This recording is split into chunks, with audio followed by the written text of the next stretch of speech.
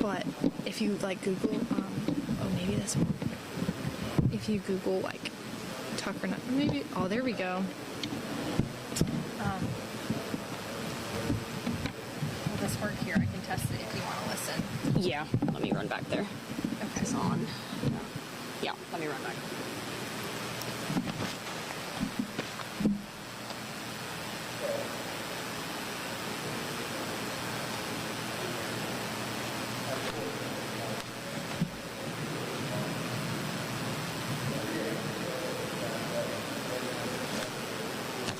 All right, check, mic check, 1, 2, 3.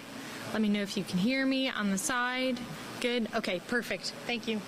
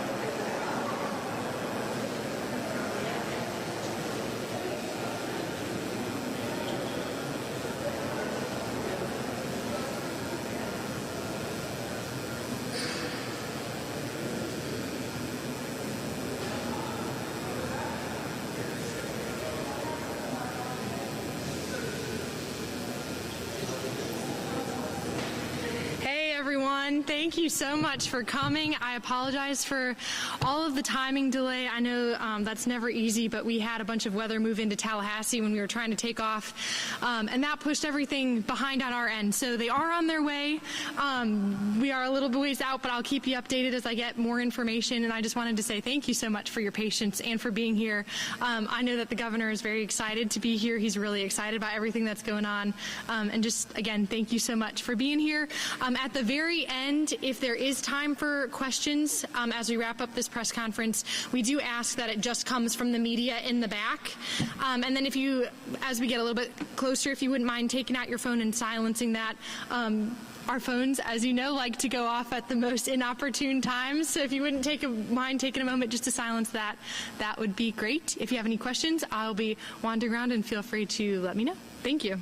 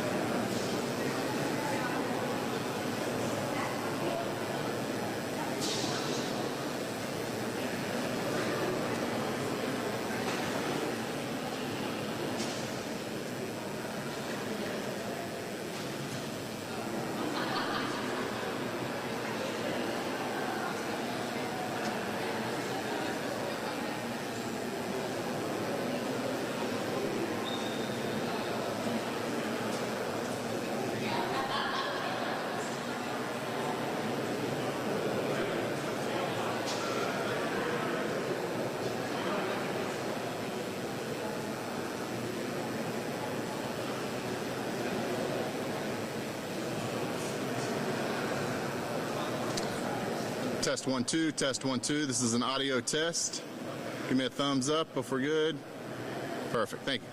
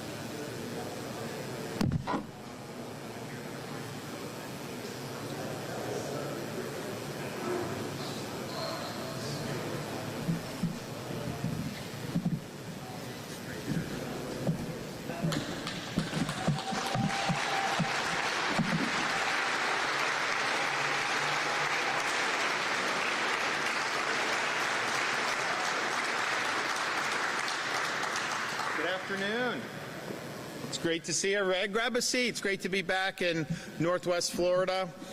We love being in Bay County. I want to thank everybody who's come today. We're joined by Senator Jay Trumbull, who's the senator from Bay County.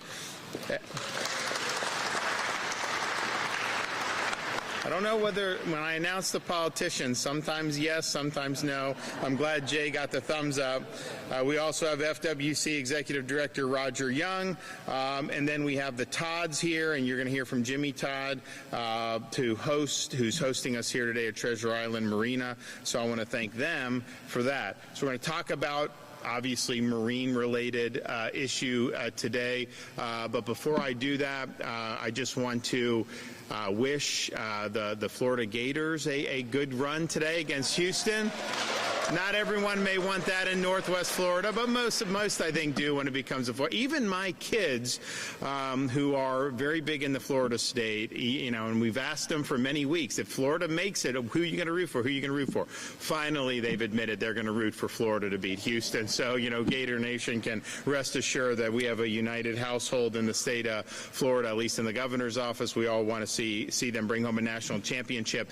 And then, late Friday, we see all this stuff with these judges, with what they're doing around the country, thinking that they can run the federal government, the executive branch, better than the elected president can do. So all the stuff that President Trump is implementing with executive power, almost all of that gets challenged immediately in the courts. And what do? They go find some judge who's going to say, oh, you can't do that. You can't send illegals back. You can't do all this. So that's not anything that we didn't know would happen.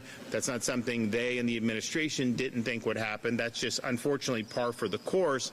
But we had, on Friday afternoon, we had one of these activist judges down in South Florida rule that one of the laws that we very carefully crafted working with the legislature to combat illegal immigration, that we can hold you accountable for illegally entering Florida, which we have used successfully, that somehow we're not allowed to do that. And that's an example of a judge trying to throw sand in the gears, trying to prevent us from doing what's right. We obviously are going to fight that. We're going to continue with our strong efforts to combat illegal immigration. No state is doing more to work with the Trump administration to enforce federal immigration laws and to return illegals to their home country. That's the mandate. That's what we've got to do. So we anticipated this fully. We know that just what happens when you do with these things, but we were also very careful in how we approached it. We understand other states have tried things similar. We definitely did it a little bit different in a way that ultimately can withstand fair-minded jurists, but on this case, I think we had no chance to be able to be successful. So stay tuned on that, but we're in that fight. We're not looking back. We're not going to take the pedal off the gas. Now, we're here in Panama City Beach because we have an opportunity to do something that really is a grassroots movement on boater freedom. And I'll talk about what we're looking to do and what Senator Trumbull is pushing in the Senate in a minute. But this is something that has grown out of people reporting to elected officials like Senator Trumbull, like me, about what needs to be done to make it better for boating and fishing in the state of Florida. Now, we have the top state in the country for boating and fishing anywhere, probably anywhere in the world, but certainly anywhere in the United States. And it's not even really close. Our recreational boating industry alone is $31.3 billion annually. And that's a 53% increase since 2018. What happened? When people started flooding down here, and some of this is good. It can help the economy, and certainly boats never did better. I mean, these people couldn't make the boats fast enough because people would come from north and they'd say, okay, you're in Florida, you got a boat, you got to fish, so we got to do this. And so they bought all these boats, and like these guys are making boats in Florida, had never done better. The problem is they didn't really know how to navigate with these boats because they hadn't done it before, and so we've kind of had some growing pains there. I think people see kind of some of the new newly minted captains and kind of getting their sea legs. But the reality is it's been a big boom. We are now home to over 7,000 marine businesses, and that equates to over 100,000 jobs across the state of Florida just for the boating industry. In 2023, we surpassed 922,000 boat registrations statewide in the state of Florida. We are #1 in marine expenditures, and we have the most boats of any place in the country. We also have 4 million licensed anglers. And as I said, we're without peer when it comes to fishing. And look what we've done with Gulf Red Snapper, 104 days, 105 days. Like, we took the bull by the horns on that one, and we're delivering great opportunity. Incidentally, I'm asking the Department of Commerce, which oversees NOAA, to take the success that we've had with state-managed Gulf Red Snapper and let the state of Florida manage Atlantic red snapper. You know how many days they gave in 24? They gave, well, 1 or 2, depending, but literally, they'll do a day, they'll do 2 days. There's a lot of red snapper out there. This is bogus data, just like it was bogus in the Gulf. I don't think it's ever been healthier now as we've expanded the season. So we give us the opportunity to manage that. And I told the Secretary of Commerce, I was like, we go out on the Atlantic coast and announce this. It's going to be huge support for being able to have an evidence-based red snapper season where there's a lot of red snapper out there. So we're working on that for sure. We want to make sure that we're able to do that. We've done a lot of different things over the years to be able to help this. We do the outdoor tax holiday over the summer for all these different supplies. It's been really fantastic. We also are proposing this year a marine fuel tax holiday over the summer, so no tax on marine fuel, which I know a lot of people who are boating would really like to see. So we're looking at what can we do given what's going on with how great this industry is, how great the recreational pursuits, the culture, everything that goes into it. And with this Boater Freedom Act, which Senator Trumbull is spearheading in the Senate, you also have Griffiths doing it in the House, but I'll say some in a minute. The House, really looks more intent to obstruct it than to actually pass it, even though our voters have been very clear to us that we want to see it passed. But this thing is, I think, something that was really important. One, it will establish the right to boat by preempting local governments from banning the sale or use of boats based on fuel sources. Now, this probably wouldn't happen in Bay County, but there may be some counties where they will say, well, you will not be able to purchase a gas-powered boat in the future. You can only do electric and all that. There's people that actually want to do that. That's not flying in the state of Florida. That's your choice, which type of boat you want to use, or which type of boat you want to sell, or which boat that you want to purchase. That is up to you. So we will ensure you can buy the vessel you want, and we will also maintain protections that we have that are common sense. We do have seagrass protection, manatee zones, wake speeds. That's fine. That's good. But don't tell us what type of boats that we have to buy. The bill will also right a wrong that has been an issue for far too long, and will finally bring it to an end. Current law allows both state and also local law enforcement to pull a boater over when no probable cause or suspected violation has occurred, and they can conduct inspections without having even a pretext to do so. This could include personal property searches, sometimes leads to further law enforcement action beyond safety compliance. While laws previously passed have attempted to solve this, the problem persists, and our voters let us know that the problem persists. Therefore, as part of the Boater Freedom Act, we will end this practice by prohibiting the use of a safety inspection as probable cause to pull over a boater. You have to have real probable cause if you want to pull over a boater, and that's going to be the law in the state of Florida. And this is a very fair and balanced approach, and you absolutely have the ability, if somebody is doing something wrong, you absolutely have the ability to make sure that the law is enforced. The bill also directs FWC to work with tax collectors to proactively provide a Florida Freedom Boater decal at registration. This decal will assure law enforcement that the boater has done the due diligence of inspecting and maintaining proper boater safety requirements. And so there's no need to mess with if you see that, which I think is really, really good. And look, FWC does a great job. Our local partners do a great job in a variety of capacities. And you've had FWC, you've had locals be involved in things. I mean, we had kids polluting waterways, dumping full trash cans of trash off their boat, and you had folks there that work for us that help stop that, and that's the right thing to do.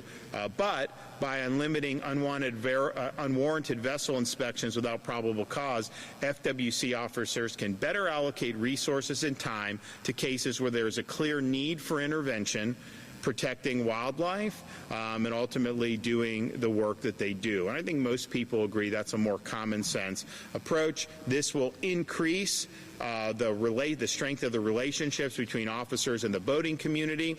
The Act also strikes an appropriate balance between ensuring compliance with boating laws and reducing unnecessary disruptions for law-abiding boaters, making enforcement more practical and effective. Finally, the bill will also invest in additional boat ramps, parking, and marina programs through FWC that will ensure the public has access to the waters of our great state, all the way from Biscayne Bay to here, right on the newly named Gulf of America along the west coast of Florida.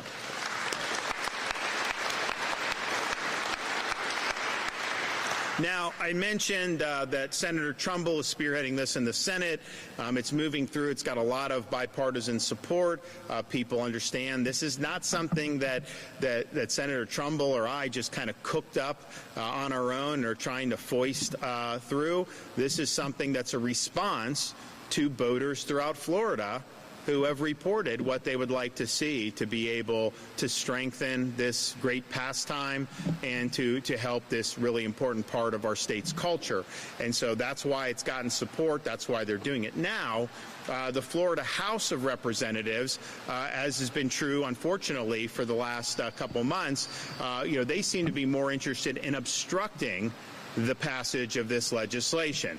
They seem to have taken this weird tack where they're coming in and they have this massive supermajority that they built off the work of many others, to be quite frank, and they come in and they're trying to undo a lot of the stuff that Jay and I and others worked for over many, many years without campaigning on any of this, without telling voters that this is what you want to do.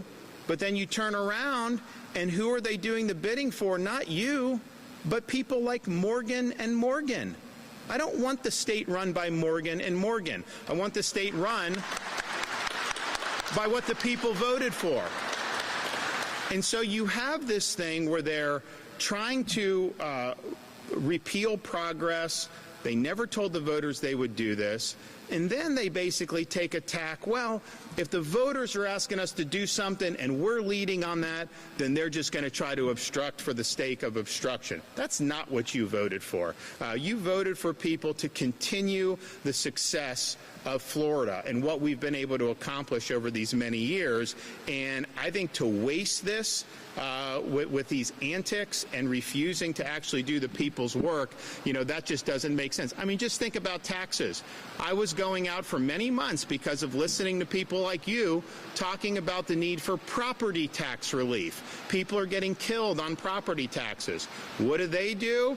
Because I'm doing property, so they got to do something else. They want to do tax cuts for Canadian tourists and for non-residents. Why would we ever be doing that? We should be doing property tax, but it's just because they got to be obstruction. It's just because they got to be different. In fact, they brought into the party a liberal Democrat from down in South Florida. She switches parties to be Republican, even though she's very, very liberal and opposed us on everything for 6 years. Very liberal, now in charge of a major committee, running all this liberal legislation, getting all this stuff in the budget.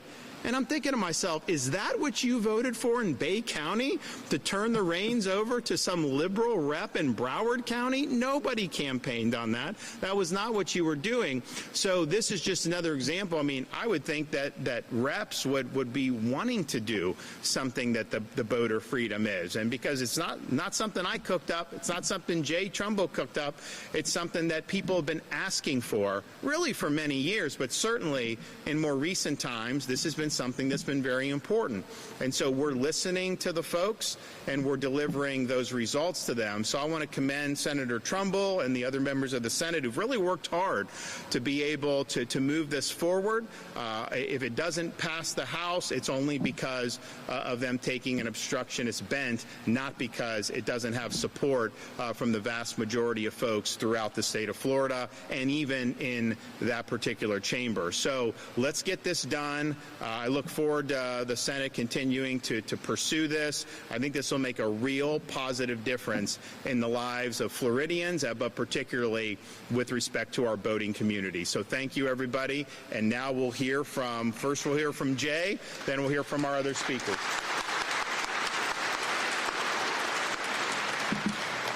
Thank you so much, Governor. The governor obviously loves Bay County because he took off in Tallahassee under a tornado warning. So thanks for putting yourself in peril to be with us today. The governor talked a whole lot about how we got to this point, and truly, Governor, the reason we are trying to pass a piece of legislation like this is because of people like you. My next door neighbor was stopped 3 times for a safety inspection one day last summer. And so it truly is a grassroots thing. And we're saying that your constitutional rights don't just stop when you get onto a boat off the dock. They should continue, and you should have probable cause to be able to have somebody to be able to be pulled over. And I do think it's important to make sure that there's a significant distinction between doing the right and breaking the law. And this does not stop law enforcement, whether local or FWC, from stopping you if you have broken the law. This just says that you can't have some random safety inspection occurring day in and day out, making sure, though, that we're keeping folks safe. There's another portion of this bill, Senate Bill 1388, and I'm thankful that it is moving through the process. It's in its second committee this week, and thankful that we have gotten bipartisan support in the Senate. And I know that Representative Griffiths is working hard to try to get the bill up in the House.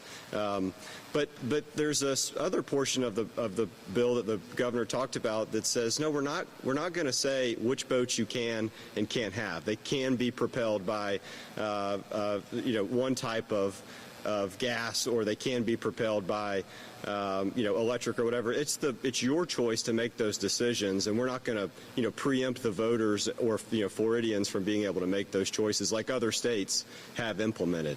And so I'm incredibly encouraged that we continue to push the envelope on making Florida the freest state in the country. And and it starts with policies like this. And so, Governor, I thank you for your support on this. I'm excited to get this across the finish line in the Senate. And to the Todds, thank you for hosting us. I know the weather's not phenomenal today, so we're not probably going to take any of these boats out. But it's great to be able to see everybody and see so much support for what we're trying to accomplish, and really know that we're giving families more autonomy and the ability to enjoy the great resources that we have in Florida. So thank you, sir. All right.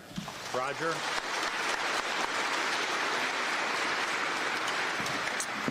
Thank you, Governor DeSantis. It's great to be here in Panama City today. What an outstanding day. It's always great to be in this community. Such a great boating and fishing community. And thanks to the Todds and the Treasure Island Marina for hosting us. What a great facility this is to help boaters get out on the water.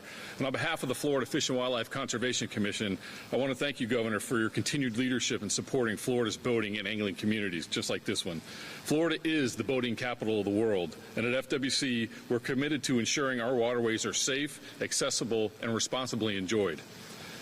The Boater Freedom Act reflects a balanced approach protecting public safety and conservation while also representing the rights of responsible boaters. This act will eliminate random safety checks and ensure that the day on the water can be enjoyed by all law-abiding citizens and boaters. By creating a streamlined inspection decal program, eliminating random stops, this legislation allows officers to focus resources where they're needed most, on serious violations and conservation efforts that keep our waters and our resources healthy.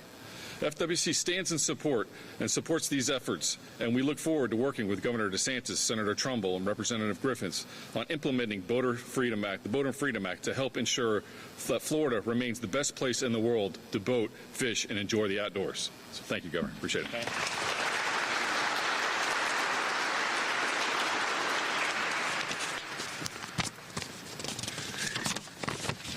Let's see. First of all, we're very honored to have the governor here today, 46th governor, state of Florida, our great state. And we're honored to have Senator Jay Trumbull here today.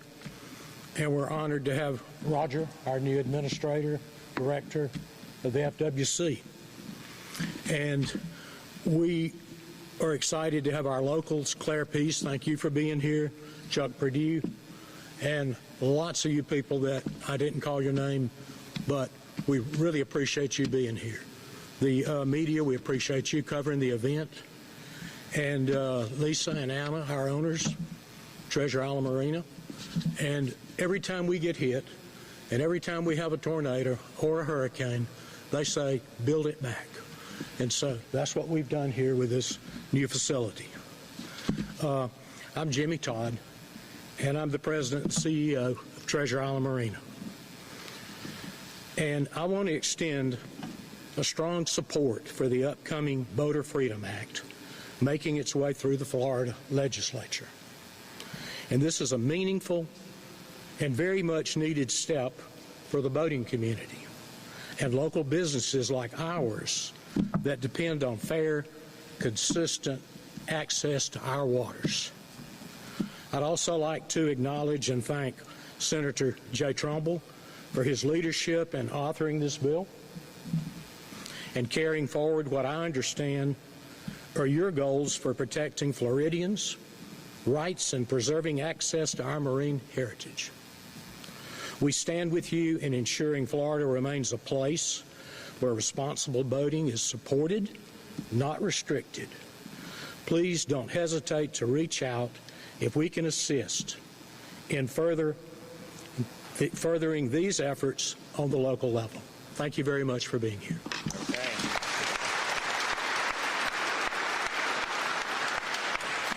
Well, I think this will be really, really good. This is sound legislation, very well thought out.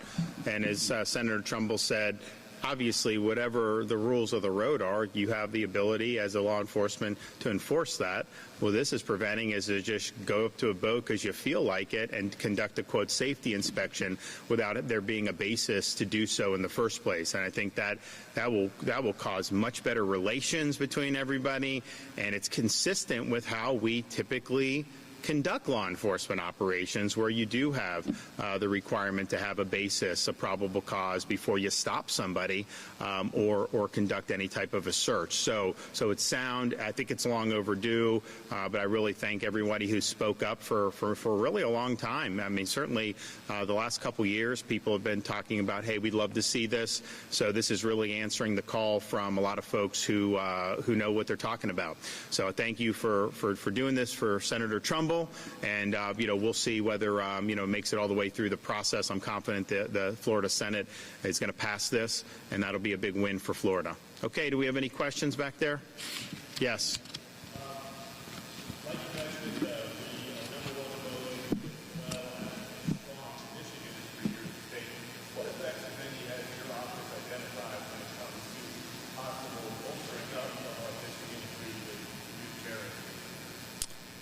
So in terms of recreational fishing, I'm not sure that that's going to be necessarily as direct. I think the issue is more with that is the federal government is restricting the ability of our anglers to utilize the resources that are here in the Atlantic.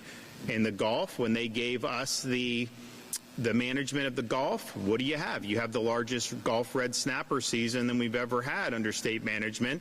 because we led on it and we insisted that we get it right and that we not take outdated data and act like there aren't fish in the sea. There's fish in the sea. They're there. And so we were able to do that. I think we need to do the same thing on Atlantic, but that would be the biggest thing. If they gave us the ability to manage the Atlantic red snapper season, that would be the biggest boon to the boating and fishing community in the state of Florida that we could have right now. If they continue to restrict, that's really what chokes off the opportunities more than anything else. And so I think the administration is supportive of it. I have mentioned it to the president, but I've definitely mentioned it also to the Secretary of the Commerce, and I know they're still filling out NOAA, and they're doing still all that, and there's a lot of irons in the fire. But returning this to state management would be a home run, and trust me, we will not simply say one day. That's not going to work. So everybody on the Atlantic coast, I mean, you guys are lucky over here. You have much better options with respect to, for the Gulf red snapper. But Atlantic, we got to do better, and that's just the federal government. And it has long predated the current administration, just having outdated data and, quite frankly, the bureaucracy being more ideological and purpose-driven rather than evidence-based. So now we've already shown it can be done in the Gulf, and we're going to show it can be done in the Atlantic, and that'll be a huge boon for Florida anglers.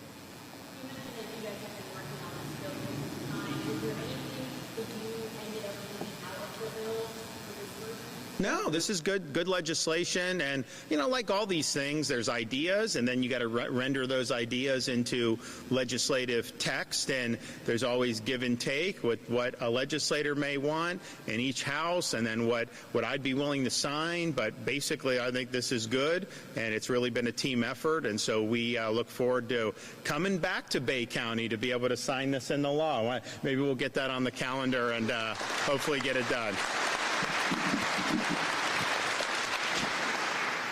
Final thing I'll just say before I take off is one of the things I've been involved with. So the state of Florida, our legislature has passed resolutions for a balanced budget amendment to the U.S. Constitution.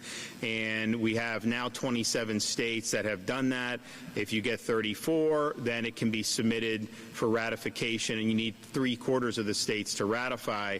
But you look at what's going on in Washington, you look at these different budgets, like no one wants to stop spending all this money. And I just wonder, can that go on indefinitely? Well, you don't have to wonder. I think we know that that can't go on indefinitely. The only thing I think that will be effective to get us in fiscal shape over an extended period of time is to have a requirement in the Constitution that basically prohibits politicians from bankrupting the country, because I think that they're willing to do that if they can. Other states are considering this. I was just up visiting and talking to legislators in Idaho, Montana. I know South Carolina, there's a bunch that are doing it. But if you look at I don't really see a change in trajectory from what Congress is discussing. And I think the reality is in Florida, we have a balanced budget requirement. Now, we run big surpluses. We've paid off 41% of our state's total debt over a 180-year period. It was accumulated. We've done a lot of good stuff on our own, but having that balanced budget requirement makes it clear that you can't just spend to spend, and you got to make ends meet, and they're not willing to do that in Washington. And if you look at the debt that's been accumulated over the last 25 years, unfortunately, it has been both parties. It's not like it's all one party or the other. And I'm just convinced that regardless of who's in, you're not going to get this right over the long term unless you have some constitutional restraints on their ability to spend and borrow indefinitely. It's one thing when you have like World War II or some of these things where you have these really true, emergency situations. But like now, it's like just as a matter of course that you're $2 trillion annually in the hole. And I don't care how much you tax people, and I'm for lower taxes, but even when they try to raise taxes, people change their behavior. You end up getting about the same amount of revenue as a percentage of GDP under various different tax rates. And so that should tell you it's really the spending that needs to be moderated and reduced. And until they're doing that, I think that we're always going to have, different possibilities. And people say, well, how long can this go? How come we haven't had a major crisis by now? And the answer is, I don't think anybody really knows, but I think we do know there will be a point at which we will have some really significant consequences. So that's something that Florida has led on, both on balanced budget that the legislature ratified or certified for debate for amending the federal Constitution, and term limits for members of Congress, quite frankly. You do need to term limit Congress. We'd be much better if we did that. Some of these people have been there. I mean, like, you go back to the 80s and watch, like, footage from the House, and who's there? Pelosi was there, and she's still there now. I mean, it's unbelievable. And then for some reason, members of Congress, they all should be hedge fund managers because they make so much money in the market with these like very curiously timed stock trades and putting money here and there. And unfortunately, that's on both parties too. And you're just thinking about it like, man, what is going on up there? So balanced budget requirement, term limits. Florida's led on both of those. They're further along on the balanced budget amendment. A lot of states have already approved that, and you need a certain threshold to trigger for it to be amended to the Constitution. But term limits, I haven't found very many issues where you can get people Republican, Democrat, male, female, black, white, it doesn't matter. People get that term limits would be a positive reform for members of Congress. So I leave you with those two things because I do think we're at a situation where you do need to have some constitutional reforms to be able to rein in what's going on in Washington. I don't think left to their own devices, you're going to see major changes out of the Congress. At least we haven't seen it so far in 2025, and I think a lot of people are very, very disappointed. Okay, well, we've got a big game tonight. All the Gator fans out there in Gator Nation, hopefully they bring it home. Thanks, everybody.